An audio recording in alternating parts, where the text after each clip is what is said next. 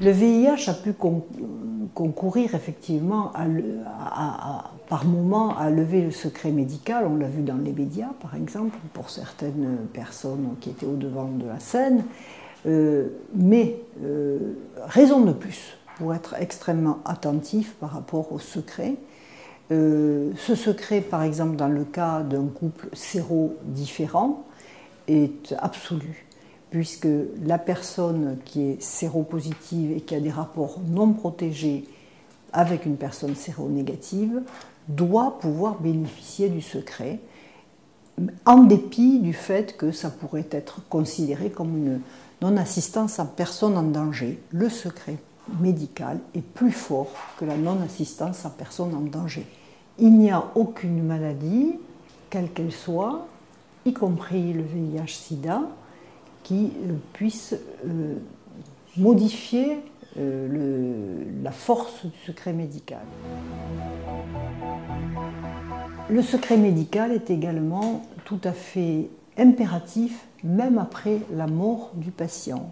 Et j'en peux raconter donc un événement qui s'est passé me concernant récemment, d'un groupe d'amis qui m'ont joint au téléphone pour m'avertir qu'un de mes patients, dont ils savaient qu'il était suivi par notre service, s'était suicidé.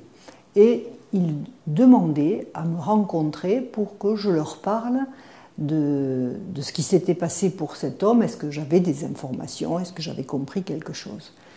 Et là, j'ai dû leur dire très clairement, je n'ai rien à vous dire, je suis tenue par le secret médical, y compris post-mortem. Et on peut parler d'autre chose, on peut parler de la violence d'un suicide, violence qui se retrouve contre la personne, mais également contre l'entourage, mais rien de personnel, en tout cas concernant ce patient. Le secret médical est un absolu pour tout médecin, parce que c'est le fondement de l'éthique médicale. Et dans un monde comme le nôtre, où actuellement on parle beaucoup, on dit tout et n'importe quoi, justement, le secret médical, c'est un appui sur la confidentialité qui va créer la confiance que le patient peut nous accorder. Pour cela, on peut rappeler une phrase qui a été écrite par un confrère, c'est « Il n'y a pas de soin sans confidence, il n'y a pas de confidence sans confiance, et il n'y a pas de confiance sans secret ».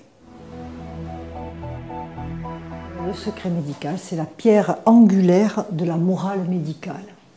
Et il faut reprendre le serment d'Hippocrate, qui cite « Les choses que dans l'exercice ou même hors de l'exercice de mon art, je pourrais voir ou entendre sur l'existence des hommes, je les tairai, estimant que ces choses-là ont droit au secret des mystères. »